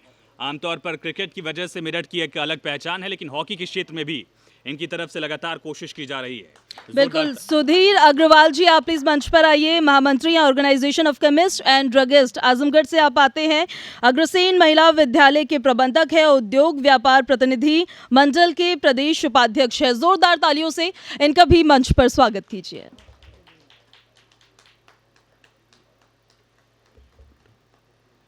बिल्कुल, तो बहुत शुक्रिया हमारे सभी खास मेहमानों का। और अब बारी है हमारे खास मेहमान, मुख्य अतिथि रवि किशन जी के स्वागत की, उनके सम्मान की। और इसके लिए मंच पर हमारे साथ हमारे managing director news Nation network के संजय कुलश्रेष्ठ सर और साथ साथ न्यूज़ नेशन नेटवर्क के editor in chief Manoj Gairola sir मौजूद हैं। ज़ोरदार तालियां रवि किशन जी के लिए। 700 से ज़्यादा फिल्मों का ये सफ़र, संसद तक का ये सफ़र, जौनपुर से लेकर मुंबई महानगरी का सफ़र और फिर वहाँ से दिल्ली की संसद तक भी रवि किशन पहुँचे। एक कामयाब सफ़र के लिए बहुत शुभकामनाएं आपको। बिल्कुल, भोजपुरी सिनेमा की एक चर्चित हस्ती 2019 में गोरखपुर लोकसभा सीट से सांसद चुने गए और इसके साथ साथ भोजपुरी सिनेमा के बहुत उम्दा कलाकार वो हैं और काफ़ी मेहनत कर रहे हैं कि बॉलीवुड और टॉलीवुड की तरह ही जो भोजपुरी इंडस्ट्री है उसका भी नाम हो। एक और ख़ास मेहमान का तारुफ करा दे, विशाल अग्रवाल जी सीईओ हैं जेपी रेजिडेंसी के। जेपी ग्रुप की किसी पहचान का मोहताज नहीं है। बहुत स्वागत है विशाल जी आपका। विशाल जी का सम्मान करेंगे रवि किशन जी। तो जेपी ग्रुप अलग अलग क्षेत्रों में लगातार कामयाबी के सफ़र में बुलंदियां छू रहा है। और उसमें विशाल अग्रवाल का भी एक अलग नाम, एक अलग मुकाम। तो ये वो शख्स थे जिन्होंने मेरठ को मेरठ बनाया है और मेरठ को विकास की रफ्तार में और आगे मुकाम तक पहुंचाए। क्योंकि हम जानते हैं देश की पहली रैपिड रेल जो है वो मेरठ को मिलने वाली है और कुछ ही महीने इसमें बाकी हैं। एक बड़ी कामयाबी का सफ़र होगा और कनेक्टिविटी दिल्ली से और ज़्यादा बेहतर हो जाएगी। 45 मिनट में ये सफ़र दिल्ली से मेरठ वाले और मेरठ के लोग, आप लोग दिल्ली आ पाएंगे, उस लिहाज से भी मेरठ की अहमियत समझी जा सकती है। तो बहुत शुक्रिया सांसद जी, आपने बिजी शेड्यूल से वक्त निकाला। ये कहना बार बार इसलिए भी पड़ रहा है क्योंकि संसद की कार्यवाही चल रही है और संसद की कार्यवाही आप मिस नहीं करते हैं।